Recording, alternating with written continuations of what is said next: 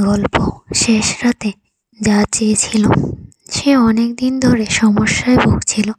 সবকিছু চেষ্টা করেছিল, দরকারি মানুষকে জানিয়েছে, পড়াশোনা করেছে, কাজ করেছে, তবু কিছুই ঠিক হচ্ছিল না। কিন্তু একদিন রাত নামলো, সবাই ঘুমিয়ে গেছে। সে উঠল, জায়নামাজ বিছালো, প্রতিটি পদক্ষেপ ধীরে ধীরে।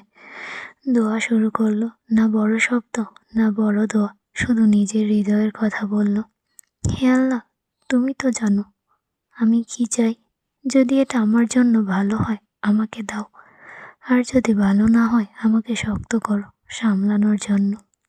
সে দোয়া শেষ করে না বুঝে বসে থাকলো। কিছুই ঘটল না, কিছুই বদলালো না। চোখে পানি ঝরল, কিন্তু সে থেমে থাকলো। পরদিন সকালে এক আশ্চর্য ঘটনা হলো। যা সে এতদিন চেয়েছিল সেই ঠিক তাই তার জীবনে এসেছে। তার বুক ভরে উঠল আনন্দে, চোখ ভিজে গেল, কিন্তু এইবার কান্না ছিল খুশির। সে বুঝল, শেষ রাতে আল্লাহর কাছে সত্যি দোয়া করো, তিনি সঠিক সময় সঠিকভাবে দান করেন। তার জীবন বদলে গেল না, কিন্তু তার আশা, তার বিশ্বাস আর আল্লাহর প্রতি ভরসা চিরকাল বদলে গেল।